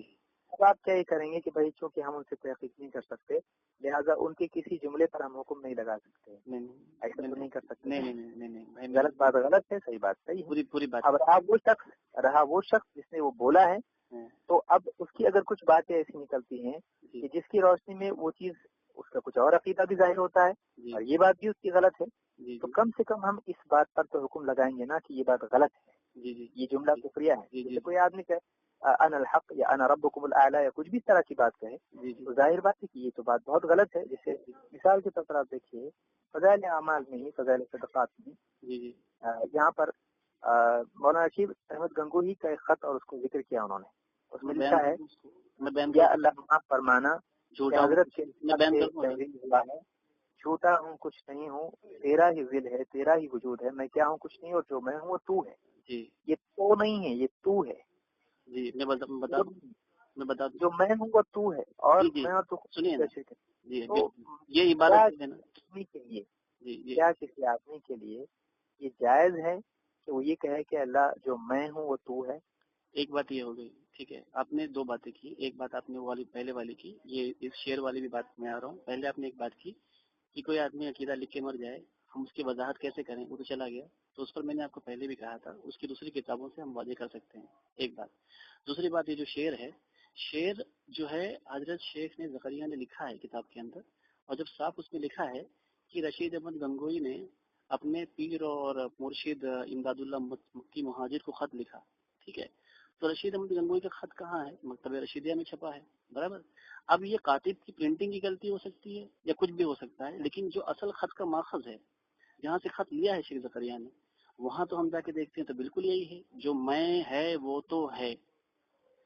تو جو جب اصل ماخذ میں وہ عبارت نہیں ہے، میں ہوں تو نہیں ہے، جو میں ہے وہ تو ہے. اب ہو سکتا ہے کاتب کی پرنٹنگ کی غلطی ہو گئی، کچھ ہو گیا ہوگا، وہ سے چھپتے گئے. جی اس میں جو چھپا ہے وہ تحریف یا غلطی نہیں ہے؟ نہیں، وہ بالکل غلطی ہے، وہ غلطی نہیں ہے، غلطی نہیں ہے ابو زید ضمیر صاحب، یہ تو کفر ہے. دلے پہ غور کیجیے، کفر ہے، یہ نہیں نہیں نہیں کفر ہے. اگر یہ بات میں غلطی کیا کہہ رہا ہوں جی، آپ یہ کہہ رہے ہیں کہ یہاں غلطی ہوئی نا فضائل اعمال میں جی، اور اصل جملہ کیا ہے؟ جو میں ہے وہ تو ہے. نہیں جو میں ہے، یہاں میں سے مراد انانیت ہے. میں آپ کو شعر کی تشریح کر دوں. دیکھیے اس میں وہ کہا ہے کہ یا اللہ معاف فرمانا، جھوٹا ہوں کچھ نہیں ہوں، اور تیرا ہی ذل ہے، تیرا ہی وجود ہے، میں کیا ہوں کچھ نہیں ہوں، اور جو میں ہے وہ تو ہے. یہ عبارت میں آپ کو اس میں دے سکتا ہوں. ہاں تشریح سنیے نا اس کی حضرت. اس میں یہ ہے کہ یہاں حضرت نے کہا جو میں ہے، میں سے مراد انانیت، جو میرے اندر میں ہے اے اللہ وہ تو ہے. جو میں ہے میرے اندر وہ تو ہے، مطلب اپنے آپ کو آدمی تواضع میں کہہ رہا ہے میں گھمنڈی ہوں اور غلط ہوں، وہ ایک تواضع کی بات ہے. حضرت حنظلہ نے کہا کہ نافقت حنظلہ منافق ہو گیا، تو آدمی اپنے بارے میں ایسے جملے کہہ سکتا ہے، وہ ایک تواضع کی بات ہے. تو انہوں نے کہا کہ جو میں ہے وہ تو ہے، اور میں یعنی انانیت اور تو اللہ ایک ہی دل میں رہے، یہ تو شرک کی بات ہے. یعنی انانیت نکلتی ہے تب اللہ آتا ہے. 3 مرتبہ ہے استغفر اللہ استغفر اللہ استغفر اللہ. یہ بات مکتبہ رشیدیہ میں تعویل کریں گے آپ، بہت مشکل. استغفر اللہ ثم استغفر اللہ. میں عبارت نقل کر رہا ہوں بھائی مکتبہ رشیدیہ کی، میں تعبیر نہیں کر رہا ہوں. حضرت شیخ کی عبارت ہے اور سالوں سے چھپ رہی. اچھا میں تو کہہ رہا ہوں نا مکتبہ رشیدیہ میں کیا ہے. نہیں جو میں ہے وہ تو ہے. ہاں تو کیا مطلب؟ اور میں اور تو، ہاں اور میں اور تو ایک دل میں رہیں. ہاں تو ایک دل میں رہے شرک ہے. نہیں جی میں اور تو دل میں رہے، اللہ ہمارے دل میں ہے. ارے کیوں اللہ دل میں نہیں؟ یعنی میں خود بھی اپنے دل میں ہوں. سنیے یہ اس پہ بات ہے اللہ کا، اللہ کی کہاں ہے اس پہ بات آ جائے گی. پھر ایک آدمی کے دل میں، میں آپ سے سوال پوچھتا ہوں، آپ یہ کہہ رہے ہیں اس کا مطلب انانیت ہے. جی میں نہیں کہہ رہا ہوں، آپ جو بھی آپ کے علماء کہہ رہے ہیں نہیں، جو عبارت نقل کیا میں نے صاف. جی نہیں تفصیل تو آپ نے بتائی نا اس کی. جو میں ہوں دیکھیے جو میں ہے وہ تو ہے، عبارت وہ تو ہے کہ تشریح آپ نے کی نا. جو میں ہے وہ تو ہے. آپ مجھے بتائیے کہ یہاں میں استعمال کیا نا انانیت کے بارے میں آپ نے کہا نا. جو میں ہے اچھا مجھ سے آپ اردو گرامر آپ سمجھ رہے ہوں گے. آدمی اگر میں سے مراد گرامر کے حساب سے بھی غلط ہے. سنیے بول دیتے ہیں سنتے نہیں. اگر آدمی اردو گرامر سے اس کو لے گا اور میں سے مراد انانیت نہیں لے، میں سے مراد مطلب خود لے، ذات خود لے، تو آدمی ایسا کہتا ہے جو میں ہے وہ تو ہے. یہ تو بھائی گیری والی لینگویج ہے. ارے میں ہے نا، کیا کرنے کا دیکھو وہاں مطلب انانیت ہی ہے. جو میں ہے ایسا نہیں کہا کہ جو میں ہوں. جب میں ہوں کہتے تو ذات مراد ہوتی. جب کہا میں ہے تو ظاہر سی بات ہے کہ ایک شے کی طرف اشارہ کر رہے ہیں، ذات کی طرف نہیں کر رہے ہیں. ذات کے لیے ہوں لگتا ہے نہیں لگتا ہے. میں ہے یہ تو آج کل بمبئی میں لوگ بولتے ہیں، اور وہ تو اردو کے ماہر تھے. تو وہاں پہ ذات کی مراد نہیں ہے، شے کی مراد ہے. اس لیے میں نے یہ تشریح کی کہ انانیت مراد ہے. اسی لیے 3 مرتبہ کہا ہے کہ استغفر اللہ استغفر اللہ استغفر اللہ. یہ صاف بات ہے. بہرحال آپ یہ کچھ اور میں آپ سے وضاحت. دیکھیے آپ کی عبارت ہے جھوٹا ہوں کچھ نہیں ہوں. جھوٹا ہوں، ہاں جھوٹا ہوں کچھ نہیں ہوں، تیرا ہی ذل ہے، تیرا ہی وجود ہے. میں کیا ہوں کچھ نہیں ہوں. جی یہ کہہ رہے ہیں کہ تیرا ہی ذل ہے، تیرا ہی وجود ہے. ہاں، میں کیا ہوں کچھ نہیں ہوں. ہاں، اور جو میں ہوں وہ تو ہے. اور میں اور تو خود شرک در شرک ہے. جی، یعنی میں اور تو کرنا یہ تفریق خود شرک در شرک ہے. ہاں تو پھر تو اور واضح ہوئی. جی، تیرا ہی وجود ہے، تیرا ہی وجود ہے، یعنی ایک ہی وجود ہے. اور جو میں ہوں، اب کیونکہ ظاہر بات ہے کہ وجود کتنے بتا رہے ہیں، تیرا ہی وجود ہے. وجود ایک ہے، دو نہیں ہے. تشریح کر دوں. تو ساری جو جملے چل رہے ہیں وہ اسی بات پر چل رہے ہیں کہ صرف تیرا وجود ہے، تیرا ہی ذل ہے. دیکھیے تعویل کرنا شاید کوئی آدمی نہیں، تعویل نہیں، میں تعویل نہیں کروں گا. میری بات سمجھیں. آپ قیاس سے ایک بات لے رہے ہیں کہ وہ ایک وجود کے قائل ہیں، دوسرے وجود کا انکار کر رہے ہیں. قیاس آپ لوگوں کو معلوم بھی نہیں، قیاس کس کو کہتے ہیں. قیاس الگ چیز ہے، قیاس الگ چیز ہے. میں جملے کی تفصیل بتا رہا ہوں. جی جی، کیا کہہ رہے ہیں؟ جھوٹا ہوں، جی جی، کچھ نہیں ہوں. جی، تیرا ہی ذل ہے، تیرا ہی وجود ہے. تو وجود ایک ہی مان رہے ہیں یہاں پر، دو نہیں. تیرا ہی وجود ہے. میں کیا ہوں کچھ نہیں ہوں. وہ کہہ رہے ہیں میں کچھ نہیں ہوں. تو اپنی نفی کر رہے ہیں، اللہ تعالیٰ کے وجود کا اقرار کر رہے ہیں. جی جی بالکل. اور کہتے ہیں اور جو میں ہوں وہ تو ہے. جی، اگر میں بھی بول رہا ہوں اپنے آپ کو میں، کیونکہ کوئی کہے گا کہ جو میں ہوں کچھ نہیں ہوں تو پھر میں تو ہے نا. میں کو تو آپ بول رہے ہو کہ مطلب وجود ہے آپ کا. اللہ کے حق کے وجود بیان کر رہے اپنا. یہ کہہ رہے ہیں کہ جھوٹا ہوں کچھ نہیں ہوں، تیرا ہی وجود ہے. اور میں کیا ہوں؟ پھر میں کہاں سے آ گیا بھائی؟ تو دوسرا وجود ہو گیا. تو کہہ رہے ہیں اور میں کیا ہوں کچھ نہیں ہوں. اور آگے کہتے ہیں اور جو میں ہوں وہ تو ہے. آگے بھی وہی کہہ رہے ہیں، آگے بھی وہی کہہ رہے ہیں. اور میں اور تو خود شرک در شرک ہے. اچھا، یعنی میں نے تو کرنا، دو الگ وجود ماننا ہے، یہ خود شرک ہے. اکیلا وجود تو صرف اللہ کا ہے. ایک بات سن لیجیے، وجود پہ آپ آ رہے ہیں. بہرحال جی بولے. میں کوئی اصطلاح استعمال نہیں کر رہا ہوں. میں اب یہاں پر آپ کہہ رہے کہ نہیں، اس سے مراد انانیت ہے. میں جو میں ہے وہ تو ہے. یہ جملہ ہی ہے مکتبہ رشیدیہ میں، یہی جملہ ہے جو میں ہے وہ تو ہے. جی، کب تپی ہے وہ بھی دیکھنا پڑے گا، اس سے پہلے اور اس کے بعد. نہیں میں دیکھ دوں، آپ دیکھ لیجیے. پرانا نسخہ ہوگا تو معتبر ہوگا، نہیں تو نہیں. پرانا نسخہ ہے مکتبہ رشیدیہ کی جو پرانی ایڈیشن ہے نا، اس کے بھی میں آپ کو اسکین دے دوں گا، اور جو نیا ایڈیشن ہے انشاءاللہ اس کا بھی دے دوں گا. دونوں میں یہی بات لکھی ہوئی ہے. بالکل میں آپ کو دے دوں گا. ایک بات یہ ہوگی، آپ یہ کہہ رہے ہیں کہ جملہ اصل یہ ہے اور جو میں ہے وہ تو ہے. جو میں ہے وہ تو ہے، آپ یہ کہہ رہے ہیں نا. جی، تو اب آپ کا یہ کہنا کہ یہ کہہ رہے ہیں آپ کہ انانیت اس سے مراد ہے کہ ایک دل میں جب انانیت اور اللہ تعالیٰ دونوں ہوں تو یہ شرک ہے. جی، یعنی کسی آدمی کے دل میں گھمنڈ ہے تو وہ مشرک ہے. دیکھیے حضرت ایک میری بات سنیں. اصل میں جو ہے نا، آدمی کے دل میں انانیت ہے. دیکھیے میں کون ہے؟ میں لفظ جو ہے نا یہ بڑائی کے لیے، تکبر کے لیے، ٹھیک ہے. اور یہ تکبر میرے اللہ کی چادر ہے، ٹھیک ہے. بڑائی صرف اللہ کے لیے، اور میں بڑائی کی بو آتی ہے. اس کے لیے آپ سمجھیں کہ ایک آدمی اگر کسی کو دکھانے کے لیے بھی نماز پڑھتا ہے تو اللہ نے فرمایا کہ یہ بھی آدمی شرک کر رہا ہے، شرک خفی کر رہا ہے. تو یہاں پر بھی جو ہے نا میں سے مراد میں جو ہے بڑائی کے معنوں میں ہے. تو انہوں نے کہا کہ بڑائی تو اللہ کی ہے. اگر میں اپنے آپ کو اپنے دل میں بڑا بن رہا ہوں تو معاذ اللہ کی بڑائی کی صفت میں شریک ہو رہا ہوں. یہ تو عام فہم بات ہے. بہرحال ایک بات یہ ہوئی. دوسری بات آپ جو کہہ رہے ہیں نا کہ ایک آدمی اگر تکبر کر رہا ہے، انانیت اس میں ہے، کا مطلب وہ شرک کر رہا ہے. دیکھیے آپ میری بات سمجھیں. جملہ یہی ہے اور میں اور تو صرف در صرف ہے. اچھا ایک میری بات سنیں، میری بات آپ سمجھیں کہ دیکھیے ایک ہوتا ہے کمال کی بات ہوتی ہے، اور ایک ہوتی ہے نا فتوے کی بات ہوتی ہے. کمال کے اندر جو ہے نا، کمال کے اندر جیسے کہ اللہ کے نبی نے فرمایا تو دکھاوے کے لیے نماز پڑھے گا تب بھی تو شرک کر رہا ہے. لیکن یہ کمال ہے کہ اللہ کمال وغیرہ کی بات نہیں، یہ شرعی بات ہے. ہاں آپ کو چاہے فتوا کے اعتبار سے دیکھیں یا فتوا کے اعتبار سے. میری بات سمجھیں. اب وہی میں کہہ رہا ہوں کہ ایک آدمی اگر انانیت یعنی میں اپنے اندر بڑائی لا رہا ہے کہ میں ہوں، تو بڑائی جو لفظ مخصوص اللہ کی ذات کے لیے کہ بڑائی صرف اللہ کی چادر ہے. تو ظاہر سی بات یہ اللہ کی ایک، جیسے آپ لوگ جانتے ہیں ماشاءاللہ، شرک بالذات ہے، شرک بالصفات ہے. تو شرک بالصفات میں متکبر اللہ کی ذات ہے، جسے اللہ نے خود بیان کیا اپنے ناموں میں کہ وہ المؤمن المتکبر، اللہ متکبر ہے، متکبر اللہ کی ذات ہے، اور یہ اپنے آپ کو کہہ رہا ہے کہ میں متکبر، میں بڑا ہوں، تو یہ اللہ کی صفات میں شرک کر رہا ہے، اس کے لیے انہوں نے 3 بار استغفر اللہ کہا ہے۔ ایک بات یہ ہو گئی۔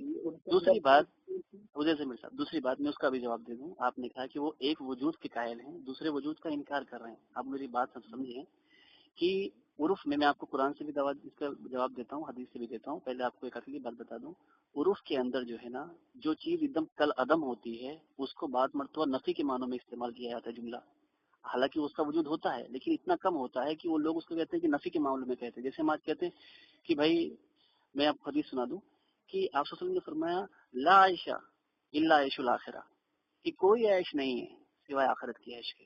اب دنیا میں تو عیش تو ہے نا، ایک آدمی عیش میں جا کے گاڑی میں گھوم رہا ہے اور مکمل کے بستر پہ سو رہا ہے اور ایک دم عیش کی زندگی گزار رہا ہے، وہ نہیں ہے۔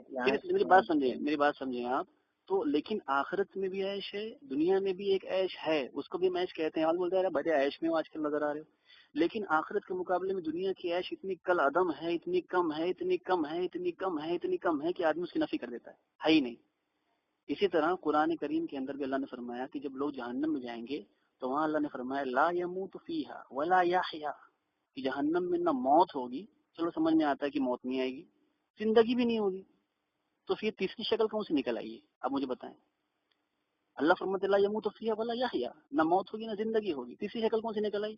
تو علماء نے تشریح کی ہے وہاں پر، تفسیر آپ دیکھ لیں کہ موت تو نہیں ہے، اس کو تو سب کہتے ہیں وہاں مرنا نہیں ہے، لیکن حیات بھی نہیں ہے، یہ اللہ نے کیوں کہا؟ تو یوں کہہ رہے ہیں کہ جو موت کے متبادل، موت کے مقابلے میں جو حیات ہے، وہ حیات بھی کوئی حیات ہے؟ یہ آدمی چلا رہا ہے، پکار رہا ہے زور زور سے، تو اس کو یوں کہہ دیا کہ حیات ہی نہیں ہے، حالانکہ حیات تو ہے نا، حیات کا وجود ہے، موت نہیں تو حیات ہے، لیکن اللہ نے کہہ دیا حیات بھی نہیں ہے۔ تو مفسرین لکھتے ہیں کہ وہ وجود حیات کا اتنا کم کل عدم ہے، اتنا کل عدم ہے، اتنا کل عدم ہے، اتنا کم ہے کہ لہٰذا اللہ نے یوں کہہ دیا کہ ہے ہی نہیں، لیکن ہے تو یہ عرفن بات ہوتی ہے کہ بعض مرتبہ کوئی چیز اتنی کم ہوتی ہے۔ آپ سنیے بات سنیے، اسی طرح حضرت شیخ نے بھی جو ہے اللہ کا وجود، اللہ واجب الوجود ہے، اللہ کا وجود ہے، ہم مانتے ہیں، کیسا ہے اللہ کو معلوم، تو اللہ کے وجود کے سامنے مخلوقات کا وجود بھی ہے، لیکن مخلوق کا وجود اللہ کے وجود کے سامنے اتنا کم ہے، اتنا کم ہے، اتنا کم ہے، اتنا کم ہے کہ گویا ہم زبان سے کہتے ہیں ہے ہی نہیں۔ اور اسی کو نا وحدت الوجود بھی کہتے ہیں، جیسا کہ شیخ سعدی وغیرہ نے بھی لکھا ہے، بہرحال وہ موضوع کہیں اور چلا جائے گا۔ تو وہ حضرت نے اپنے آپ کو، یہ جو آپ تشریح کر رہے ہیں، یہ جو آپ تشریح کر رہے ہیں، قرآن پڑھ دیا انہیں کا، وہ تو میں مانتا ہوں، قرآن کی آیت کو مانتا ہوں، حدیث کو مانتا ہوں جی۔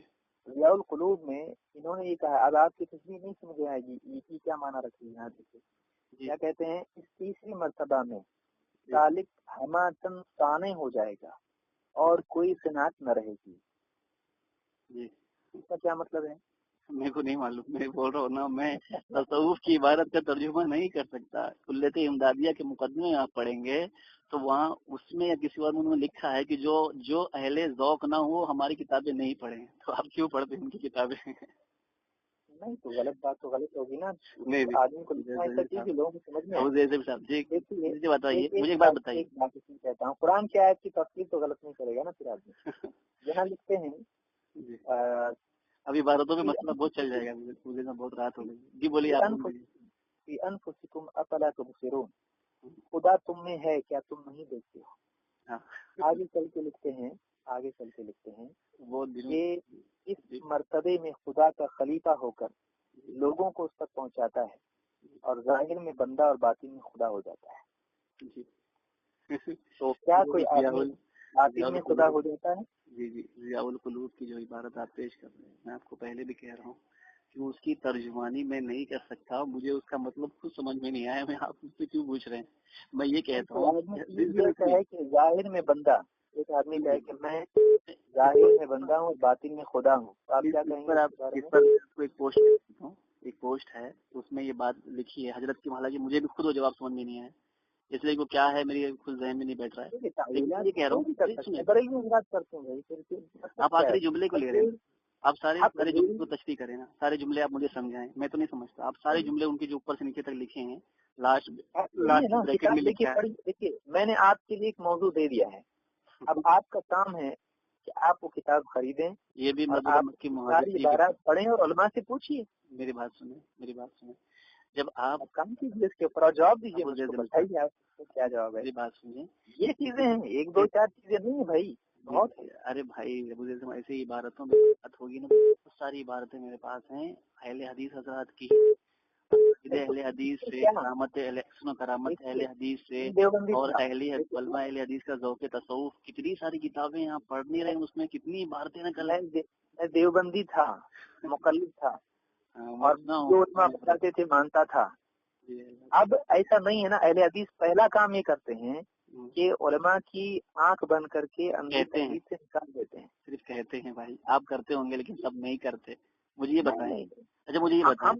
لوگوں کو جانتے ہیں، میں لوگوں میں اٹھتا بیٹھتا ہوں، آپ ان کو جانتے ہیں. آپ سنیں نا، آپ عربی پڑھتے ہیں، آپ جانکار. میں نہیں کہہ رہا ہوں، یہ جو جملے میں آپ کے سامنے ذکر کر رہا ہوں، ایک آدمی جو یہ کیسے اس کو ٹال دیں گے کہ میں اس کی ترجمانی نہیں کر سکتا. آپ اہل حدیث کے جملوں کی ترجمانی کر سکتے. میں کیا ابھی تک؟ میں کہا میں عبارتیں ایسی پیش کروں گا، میں ایسی عبارتیں پیش کروں گا، تشریح آپ مانگوں، آپ مانتے ہو. جو اعتراضات بریلوی یا آپ کے دیوبندی حضرات اہل حدیث کی باتوں پر کرتے ہیں، کیا آپ یہی جملے ان کے لیے بھی استعمال کرتے ہیں کہ بھائی میں ان کی عبارت کی ترجمانی نہیں کر سکتا؟ اپنا کیا نام ہے آپ کا؟ ابو زید ضمیر بھائی. میں نے جواب اب جو ہے نا معلوم ہم کو نہیں مجھے معلوم ہے. بات سمجھے، یہ جو طریقہ ہے، دیکھیے ہم لوگ اور پختہ ہوتے ہیں. نہیں آپ پختہ واقعی ہم لوگ صحیح ہیں، یہ ہم کو پختہ ہوتا والی بات ہو جائے گی. آپ کوئی مسئلہ یا پختہ ہو جائیں، لیکن میں آپ سے میں ابھی بھی آپ سے بات کر سکتا ہوں کہ آپ کے سینکڑوں بیانات پہ مجھے اشکال ہے، اور علمی بھی ہے اور عقلی بھی ہے. مجھے آپ بتائیں، آپ نے بھی تحقیق کا جب جملہ استعمال کیا کہ اہل حدیث حضرات تحقیق کرتے ہیں. آپ عالم، آپ تھوڑا ماشاءاللہ پڑھے لکھے ہیں، عربی بولتے ہیں، اچھا ہے. آپ اس کا جواب نہیں دیں گے. آپ یہ بتائیے، آپ مجھ سے میں نے کہہ دیا ہم اس کا ترجمہ نہیں جانتے. پھر آپ میری ترجمانی کی ہے،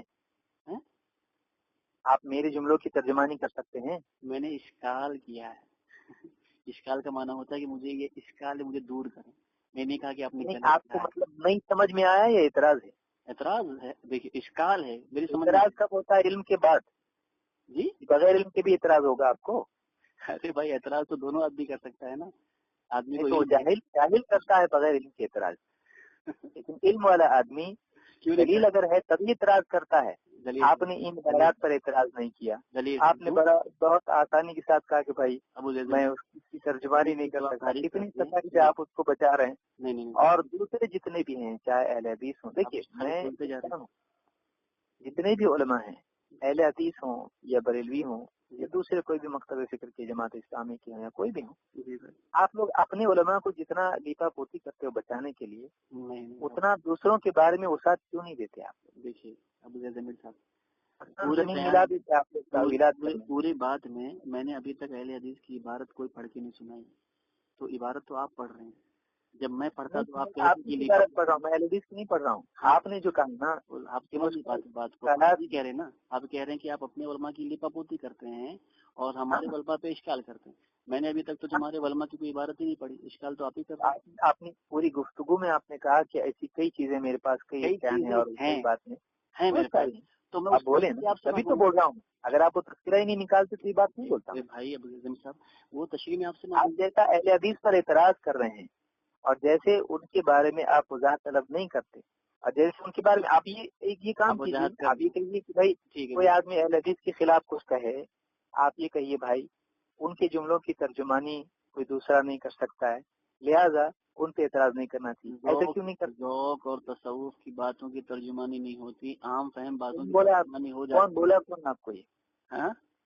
کون بولا آپ کو؟ میری بات سنیے. اصول بھی قرآن حدیث میں لکھوں گیا میں، اصول بھی قرآن حدیث میں ہوتے ہیں کیا؟ اصول تو عام فہم ہوتے ہیں بھائی، سب جانتے ہیں. یہ اصول بتائیے. میں جو جملہ میں بتا رہا ہوں کہ ایک بندہ ظاہر میں بندہ اور باطن میں خدا ہو جاتا ہے، یہ کون سی آیت سے نکلا؟ ایک منٹ آپ پوری بات مجھے سمجھائے نا. میں اتنا یہ جملہ کوئی مطلب اوپر نیچے سے جوڑ کے صحیح ہو جاتا ہے؟ نہیں. میں نے کہا آپ آخری دیکھیے میری بات سنیں. آپ نے کہا اوپر اور نیچے پڑھنا پڑے گا. اوپر نیچے ضرورت سے کچھ صحیح ہو سکتا ہے یہ جملہ. مجھے صرف 1 منٹ دیں. اگر وہ حدیث جو آپ نے مجھے بتائی تھی، ماشاء اللہ آپ کا میں احسان مند ہوں کہ اس میں یہ ہے کہ اللہ کے نبی نے فرمایا یہ غلطی کی. اگر اس حدیث کی خالی آخر عبارت کسی کے سامنے پڑھ دی جائے اور کہا جائے کہ اس پہ الزام لگا اور آپ بیچ کا جملہ چھپا لیا جائے، آخری کا جملہ چھپا لیا جائے، تو کیا ہم یہی کہیں گے نا، ہم اس کو یہی کہیں گے نا کہ بھائی پوری حدیث مجھے سمجھا اور پھر بتا کہ یہ آخری عبارت کا معنی کیا ہے. تو اسی طرح آپ جو ہے نا اس عبارت کی آخری عبارت پیش کر رہے ہیں، آپ پوری عبارت مجھے سمجھائیں نا. اگر آپ سب سمجھے ہیں ساری عبارت تو آپ پوری مجھے تشریح کریں کہ افسر بھائی اس کا یہ مطلب، اس کا یہ مطلب ہے. آپ اوپر سے نیچے تک ساری بات سمجھے ہی نہیں. اچھا مجھے ایک بات سنائیے، مجھے آواز سمجھائیے. اگر آپ ذاکر ہیں، آپ ذکر کر رہے ہیں، ٹھیک ہے، تو آپ ذکر کس کا کر رہے ہیں؟ اللہ کا کر رہے ہیں نا. تو مذکور کون ہے؟ مذکور کون ہے؟ اللہ ہے. اللہ ہے. اللہ فرماتے ہیں کہ جب بندہ ذکر کرتا ہے تو میں بھی ذکر کرتا ہوں. اب جب بندہ ذکر کر رہا ہے، اللہ بھی ذکر کر رہے ہیں، تو مذکور پھر بندہ بھی ہوگا نا. ہو رہا ہے کہ نہیں ہو رہا؟ کس کے ذکر سے؟ اللہ فرما رہے ہیں نا کہ میرا بندہ جب میرا ذکر کرتا ہے تو میں بھی اس کا ذکر کرتا ہوں فرشتوں میں. نہیں آپ بات سمجھیں، بہت گہری بات ہے، ماشاءاللہ گہری بات کو سمجھتے ہیں. جب بندہ کہتا ہے، اللہ کے نبی نے فرمایا حدیث قدسی میں، جب بندہ ذکر کرتا ہے تو اللہ اس سے بہتر مجمع میں اس کا ذکر کرتے ہیں، فرشتوں کے مجمع میں، ہے نا حدیث. اور لمبی حدیث ہے، پھر ایک بالش چڑھتا ہے، میں 2 بالش آتا ہوں. دیکھیے پہلے میں مذکور کون ہے؟ بھروسہ ہوتا ہے دیکھو بھائی، بھروسہ ہوتا ہے. یہاں پر کیا لکھا ہے میں آپ کو پھر سے بولتا ہوں، میں وہی آپ کو سمجھا جاؤں، سن رہے ہیں. وہ ذکر میں اس قدر منہمک ہو جانا چاہیے ہو جائے کہ خود مذکور یعنی ہو جائے. اللہ ہو جائے.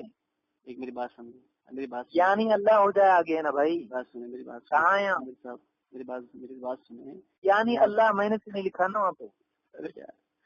دیکھیے اللہ مذکور ہے کہ نہیں؟ جب اللہ کا ذکر کرے گا آدمی، اللہ کا ذکر کرے گا تو اللہ مذکور ہے. لیکن پھر سے عبارت پر تو آپ سنیے اس کو. آپ کیا بول رہے ہیں؟ حیران ہوں واقعی. حیران آپ نہیں. دیکھیے ساری گفتگو جتنی بھی نا، پہلی بار آپ کسی جتنی بھی گفتگو میرے لیے کوئی اس میں حیرانی کی بات نہیں تھی. پہلی بار میں ایکسپیکٹڈ کر رہے ہیں، آپ بات کر رہے ہیں کہ آپ کو تھوڑا سا کچھ سمجھ میں تو آ رہا ہے کہ بھائی یہ بات صحیح کہہ رہا ہے، اس لیے نہیں آپ اتنی غلط بات اب کی ہیں کہ میں حیران ہو گیا. اس سے پہلے تو غلطیاں تھیں، عام طور سے دیوبندی حضرات وہ غلطیاں کرتے ہیں، ہم لوگ صحیح مرتبہ بات کرتے ہیں. اس مرتبہ جو غلطی آپ کی ہیں یہ بہت بڑی غلطی ہے. اچھا میں حیران ہوں کہ آپ جیسا سمجھدار آدمی اتنی بڑی غلطی. نہ بالکل نہیں، میں بالکل اس بات کے خلاف ہوں. کوئی آدمی کہے کہ آپ اتنا آپ سمجھداری سے بات کر رہے ہیں دوسرے کال میں، پہلے کال میں نہیں کر رہے تھے، اب کر رہے ہیں. ٹھیک ہے الحمدللہ. اب یہ دیکھیے میں کس سے پڑھ رہا ہوں، عبارت پڑھتا ہوں. آپ پوری ترجمہ پڑھ کے مجھے بتائیں نا، آپ آخری بار کا ترجمہ کیوں پڑھ رہے ہیں؟ پڑھ رہا ہوں. کیوں پڑھ رہے ہیں؟ آپ پوری پڑھیں نا، مجھے بتائیں کہ ایک ایک لفظ کی تشریح کریں. وہ تو وہی بات ہو گیا نا کہ وہ حدیث جو آپ نے میں نے سنائی تھی، وہ آدمی خالی آخری بار کسی کو پڑھ کے سنا دے تو وہ اسی پہ لگا دے گا ڈائریکٹ. پوری کتاب پڑھنا پڑے گی پھر تو آپ کے سامنے. نہیں وہ پوری بار آپ کسی بھی اہل حدیث کے بارے میں کوئی بھی بات بولو گے، کسی بھی بریلوی کے بارے میں بولو گے، پوری بات ہو. اس مضمون کا ٹکڑا آپ نے پڑھا، میں پوری کتاب کی بات نہیں کر رہا ہوں. وہ مضمون جہاں سے شروع ہو رہا ہے وہ مضمون پورا پڑھ کے سمجھائیں. ٹکڑا پڑھ لیتا ہوں میں پورا. ایک ایک چیز سمجھائیں. میں کیوں سمجھاؤں بھائی، میں ٹھیکہ لیا ہوں آپ کے عالم کی بات سمجھ، میں اعتراض کر رہا ہوں. آخری بات آپ سمجھ گئے، مجھے بیچ والی بات کیوں نہیں سمجھے؟ میں سمجھاؤں کیوں آپ کو؟ میں یہ کہہ رہا ہوں کہ یہ جو آپ کے عالم صاحب لکھے ہیں یہ آپ مانتے ہو کیا؟ اس کا کیا مطلب ہے؟ میں آپ سے پوچھ رہا ہوں. میں اس کو کفر مانتا ہوں بھائی، لیکن وہ پوری آگے کی بات کیا لکھی اس کو میں نہیں جانتا. آپ اس کی تشریح کر دیں، یہی تو میں آپ سے کہہ رہا ہوں. الحمدللہ آپ کو فرمان سے بس ہو گیا، کافی ہے. دوسری بات مان لی آپ نے کہ کفر ہے ان کی کتاب. حضرت میں نے آپ کو مثال دی کہ جو حدیث میں نے آپ کو شروع میں پڑھی تھی، آپ نے اس کو صحیح کیا. وہ حدیث کا کوئی خالی آخری لائن پڑھ دے، ایک ٹکڑا پڑھ دے، اس سے کہا کہ پوری حدیث پڑھو. میں نے آخری ٹکڑا بھی پڑھیں گے تب بھی بات واضح ہوگی. ارے بھائی اللہ کے نبی صلی اللہ علیہ وسلم نے فرمایا اخطأ من شدت الفرح، اس آدمی نے خوشی کی شدت سے غلطی کی. اتنا بھی ٹکڑا اگر بول دیا جائے تو میرے لیے اتنا کافی ہے. اللہ کے رسول صلی اللہ علیہ وسلم کی اس بات سے معلوم ہوا کہ ایک آدمی خوشی کی شدت میں غلطی کرتا ہے. بھائی میں خالی اتنا پڑھ دوں کہ ایک آدمی میرے لیے اتنا میں بندہ ہوں، میں نعوذ باللہ خدا ہوں، اللہ میرا بندہ ہے. خالی اتنا آدمی کوئی پڑھ دے تو آپ کہیں گے نا بھائی کہ آگے کا پڑھ پیچھے کا پڑھ، آپ کہیں گے نا. تو میں اس لیے آپ سے کہہ رہا ہوں کہ آپ صحیح جگہ پہ آئے ہیں، آپ صحیح جگہ پہ آئے ہیں. آپ نے کہا کہ اگر کوئی آدمی صرف حدیث کا اتنا ٹکڑا پڑھے، میں رات ہو گئی آپ بول رہے ہیں ٹھیک ہے، آپ کی مرضی، آپ کی مرضی. نہیں آپ جاری رکھیں تو آپ کی مرضی، آپ بات روکنا چاہیں. میری ایک خالی گزارش تھی آپ سے بھائی، ایسے عبارتوں پہ تو بہت ساری باتیں ہیں. آپ مجھے عبارتیں پیش کرتے ہیں، میں آپ کو پیش کرتا ہوں، آپ مجھے پیش کرتے ہیں، میں آپ کو پیش کرتا ہوں، کل آپ میں خود کتاب کھول کے جواب آپ نے 2 عبارتوں کو تو تسلیم کر لیا کہ ان میں کفر ہے. میں نے عبارتوں میں کفر کہا، لیکن میں نے امداد اللہ مکی مہاجر و کافر نہیں کہا. پوری بات ریکارڈ ہوئی ہے. میں عبارت ہی پوچھ رہا ہوں بس. عبارت کو عبارت میں لگتا ہے جب آدمی کہتا ہے کہ شرک کفر تو اس کا اطلاق ذات پہ آتا ہے اور ذات پہ آتا ہے اور ذات جملے پہ نہیں آتا. یہ خوشی کی بات ہے کہ آپ نے اعتراف کیا ورنہ عموماً لوگ اعتراف نہیں کرتے. بھائی ایسی کیسی بات ہے؟ آپ ایک ایسی آدمی اللہ اس کے رسول صلی اللہ علیہ وسلم کو چھوڑ کر کسی اور کی بات کو نہیں. عموم دیکھیے، عموم جو ہے نا، عموم جو ہے، عموم بہرحال آپ کا آپ نے مان لیا کہ وہ کفر ہے. جی جی، آپ کا جملے کفریہ ہیں. میں نے یہ کہا مجھے ضمیر صاحب کہ وہ جو جملہ آپ نے نقل کر رہے ہیں بار بار وہ جملہ کفر ہے. ساتھ میں یہ کہا کہ آپ پوری مضمون پڑھ کے مجھے سمجھائیں، تو آپ نہیں پڑھ رہے. تو جو جملہ آپ پڑھیں گے جملے کو پڑھ رہا ہوں نا، تو آپ بول رہے رات بہت ہو جائے گی. رات بہت ہو گئی، آپ مطلب پڑھنے کے لیے تیار ہوں. آپ تشریح کریں. آپ کہتے ہیں کہ میں کیوں کروں، میں ٹھیکہ لیا ہوں، آپ ایسا کہہ رہے ہیں ساتھ. میں آپ سے کیوں پوچھتا؟ اگر تشریح کرنا مجھ کو ہوتا تو میں ان کا کوئی مرید ہوں جو تشریح کروں گا. اور میں پھر آپ آپ کر رہے ہیں تو کر رہے ہیں. سب سے پہلے میں نے کہا کہ بھائی میں اس کی ترجمانی نہیں کر سکتا، لیکن آپ پوچھتے رہے. تو میں نے کہا بتائیے. ایک کام کیجیے، ایک کام نہیں، آپ تشریح کر دیں نا. آپ علماء سے ایک ٹکڑے پہ آپ نے دیکھیے، عجیب بات یہ ہے کہ آپ نے کہا میں ترجمانی نہیں کر سکتا. میں بیٹھتا ہوں، عبارتیں آپ اس کی تشریح کریں گے. لیکن مطلب چھوڑیں گے اگر ایسی باتیں آپ کی کتاب میں آپ چھوڑیں گے؟ مجھے بتائیے اگر یہی وجہ ہے چھوڑنے کی. کیا ہے اہل حدیث منہج کیا ہے پہلے معلوم کریں. اہل حدیث منہج یہ ہے کہ قرآن اور سنت کی پیروی کی جائے اور اس کے بالمقابل کسی عالم کی بات ہے، کسی کی بھی بات ہو اس کو ترجیح دیا جائے. اصل میں بہت آسان ہے، یہ چھوڑ نہیں سکتا آدمی. سننے میں اچھا لگتا ہے، کہنا بھی آسان ہے. آپ کی کتابیں اللہ اکبر، اللہ اکبر. کلمہ پڑھیے، توبہ کیجیے. ارے ایک آدمی کلمہ پڑھیے، توبہ کیجیے. آپ اس جملے سے کلمہ پڑھی کے توبہ کیجیے. کیسے؟ مطلب کیا بول دیا؟ ذرا وضاحت کریں. ایک آدمی قرآن و سنت کی پیروی کرے اور اس کے بالمقابل کسی اور کی بات کو تسلیم نہ کرے، چھوڑ دے اگر غلط ہو تو. آپ نے یہ سننے سے بولنے میں اچھا لگتا ہے، کیا مطلب آپ نہیں ہے؟ اب سنیں گے نہیں آپ بات نہیں جو میں بول رہا ہوں. آپ نے کہا، میں نے کہا کہ آپ لوگ کی خالی بولنے میں آپ کو اچھا لگتا ہے، لیکن آپ کی کتابیں سے خالی نہیں ہے. یہ میں نے پورا جملہ کہا ہے. آپ کیوں آدھا جملہ کھا جاتے ہیں؟ اہل حدیث منہج یہ ہے کہنے کی بات. اب کچھ آدمی اگر اس پر عمل نہیں کرتا ہے تو وہ غلط کر رہا ہے. میں صرف 4 سال سے تحقیق کیا ہوں. میں نے اہل حدیث پر میں نے پورا آپ کو پیش کر سکتا ہوں کہ کیا واقعی میں حدیث قرآن کی طرف ہیں. مجھے چلے ایک آپ بتائیں، ایک بات بتائیں. جو حضرت عثمان نے اذان شروع کی تھی مقام زہرہ پر، آپ کا میں نے بیان دیکھا. آپ نے کہا وہ ضرورت تھی اب ختم ہو گئی. کہ آپ نے کہاں سے لیا ضرورت تھی ختم ہو گئی؟ میں آپ کو حوالے دوں. امام بخاری رحمۃ اللہ علیہ فرماتے ہیں کہ اس پر امر قائم ہوا. ایک حوالہ ابن تیمیہ فرماتے ہیں منہاج السنہ کے اندر کہ صرف شیعہ اور رافضی کہتے ہیں کہ عثمان اذانی بدعت ہے، اور میں کہتا ہوں، ابن تیمیہ لکھتے ہیں، میں کہتا ہوں کہ اگر یہ بدعت ہوتی تو سیدنا علی رضی اللہ تعالیٰ عنہ اپنے عہد خلافت میں اس کو جاری نہ رکھتے. اب مجھے سیدنا علی کا 5 سال کا زمانہ کوفہ میں گزرا ہے، 5 سال کا زمانہ کوفہ میں گزرا ہے. کیا مقام زہرہ کوفہ میں لے کے حضرت علی؟ لیکن اپنے عہد خلافت میں کرتے رہے. سنیں نا میری بات تو سن لیجیے پوری. کرتے رہے. میری بات سن تو لیجیے. آپ موضوع بدل دیے نا. جو آپ کہہ رہے ہیں نا کہ منہج حق پر ہے، اس پر میں آپ کو جواب فتاوی ثنائیہ ثناء اللہ امرتسری لکھتے ہیں کہ جو دوسری اذان کا منکر ہو وہ علیکم بسنتی و سنت خلفاء راشدین کا منکر ہے. لیکن اس کے برخلاف آپ کہتے ہیں یہ ضرورت تھی. میں نے انکار کیا ہے اس کا. آپ ضرورت پہ دیں گے تو دے رہے ہیں آپ؟ نہیں. کیوں نہیں دے رہے؟ مجھے بتائیں کیوں نہیں دے رہے ہیں آپ؟ اللہ کے نبی دیکھیے، اب اس سے بات پوری بات کرنی پڑے گی. ہاں تو وجاہت آپ کریں، آپ کیوں نہیں دے رہے ہیں؟ جب فتاوی اسلامیہ جو سعودیہ سے چھپا ہے اس میں اس پہ سقوط اجماع قائم ہوا، مکے مدینے والے دے رہے ہیں، آپ کیوں نہیں دے رہے ہیں؟ آپ نے بازار میں نہیں حوالہ بنایا، آپ نے ابن تیمیہ کا حوالہ بنایا. بنایا نہیں اسلامی کی روایت سنیے تو صحیح. بنایا نہیں دیا ہوں. تیمیہ کی ساری باتیں آپ مانتے ہیں؟ میں ناقل ہوں. ابن تیمیہ کو جب آپ حوالے میں مجھ کو میرے سامنے پیش کر رہے ہیں، آپ مانتے ہیں ان کی باتوں کو؟ ارے بھائی، ابن تیمیہ رحمۃ اللہ علیہ کی جو باتیں ہیں میں نے آپ کو پیش کی، آپ نہیں، آپ کہتے میں نہیں مانتا. تو آپ ان کے مقلد ہیں جو ان کی بات پیش کر رہے ہیں. بھائی حضرت کی بات کہتے ہیں، ان کی اور بھی بہت ساری باتیں آپ مانتے ہیں اس کو. میری بات بتائیے، ایک آدمی اگر ایک بات صحیح کہے، 10 بات صحیح کہے، تو اس سے وہ آپ کو پیش کرے تو آپ اس کو یہ حکم لگاؤ گے کہ نہیں آپ کو قبول کر کے ساری باتیں صحیح ہے تو ہی تو یہ بات پیش کر سکتا ہے. یہ آپ حکم لگاؤ گے کسی پر؟ بہت خوب. یہ کون سا آپ نے ابن تیمیہ نے جو کہا حضرت علی ابن تیمیہ کے بارے میں ہم آپ سے زیادہ مانتے ہیں. میں آپ کو پیش کرتا ہوں وسیلے کے طور آپ اعتراف کرتے ہیں وسیلے کا. آپ تو کرامت کا اعتراف کرتے ہیں. آپ تو ابن تیمیہ کو نکل کے آتا ہے ہم سے زیادہ مانتے ہیں. ہاں تو بہت خوشی کی بات ہے. الحمد للہ. ابن تیمیہ آپ ابن تیمیہ کے شاگرد ابن تیمیہ کے شاگرد ابن تیمیہ آپ نہیں مانتے. صحیح عقیدہ ہیں, صحیح منہج والے ہیں. یہ سن کے بھی بہت خوشی ہوئی الحمد للہ. کیا آپ کے نزدیک ایک منٹ, اصحاب الحدیث کو کہا ہے نا, اصحاب الحدیث کو کہا ہے نا. آپ اصحاب الحدیث آپ محدث ہیں. ارے بھائی سنو, حد ہو گئی. کیلا بیچنے والا, پاپڑ بیچنے والا اور دکان پر اسٹوڈنٹ کالج جانے والا, اس کو ابن تیمیہ نے کہا ہے اصحاب الحدیث حق پر ہیں. اصحاب الحدیث ہے صفت ہے, محدث ہے. آدھے مارکس لے کے پاس ہوا ہے, اس مولوی سے مسائل پوچھ رہے ہیں. شیخ الحدیث اپنے آپ کو بولتا ہے اور مقلد ہے. اس سے مسائل حنفی ہو گئے. بتاتا ہوں اس کے بھی جواب. آپ ہمارا لقب بول رہے ہیں, ہم آپ کا لقب پوچھ رہے ہیں. ہم بتا امام ابو حنیفہ کس پتے پہ عمل کر رہے ہیں, کتنے فیصد پتے پہ عمل کر رہے ہیں؟ بتاؤں معلوم کرتے ہیں. امام ابو حنیفہ بتاؤں امام ابو حنیفہ کے کون سے مسائل پہ آپ عمل کرتے ہیں؟ بتاؤں تو سنیں گے تو آپ سن لیں. پہلے بولنے دے رہے نا. کتنے فیصد مسائل پہ عمل کرتے ہیں یہ بتائیے. سن تو لیں, سن لینا. آپ سن لیں میری بات. آپ اللہ کے واسطے بات 2 منٹ سن لیں. میں چھوٹا ہوں, آپ سے گزارش کرتا ہوں آپ میری بات سن لیں.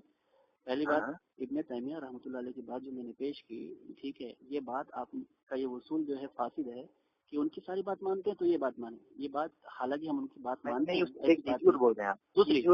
دوسری ٹھیک ہے, آپ ابن تیمیہ کی جو بات, چلو یہ بات بولے نا.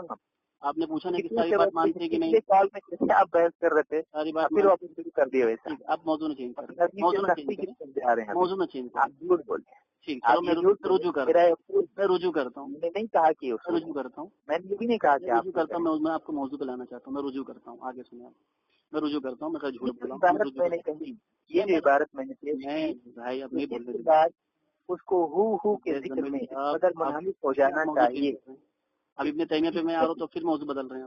کس موضوع پہ ہم لوگ ہیں نا ابھی بھائی, کس موضوع پہ ہم لوگ بات کر رہے ہیں؟ حدیث کی بات پیش کی, اس پر آپ نے ایک چیز کہی. آپ وہاں سے رجوع کیے تو واپس اصل موضوع کیا ہے؟ فقہ حنفی کیا نا, تو اس کا جواب آپ نے کہا نا کہ میں اصل موضوع پہ آتا ہوں. اصل موضوع تو ہمارا یہی چل رہا ہے. اصل موضوع تو چل رہا تھا ہمارا پیٹ پہ ہاتھ پھیرنے والا.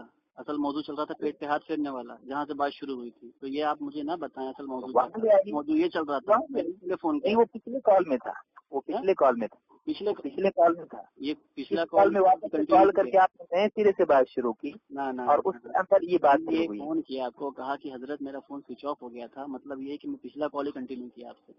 یہ وصول جو ہے نا, وصول میں دیکھیے حضرت کہ میں پاگل نہیں, دیکھیے جانتا ہوں. بات آپ نے اس موضوع پہ کی پیٹ پہ ہاتھ پھیرنے کی پہلے کال میں. وہ بات جب اس کے بعد نکل کے یہاں بڑھی تو اس کے بعد حاجی امداد اللہ مہاجر مکی سے آئی.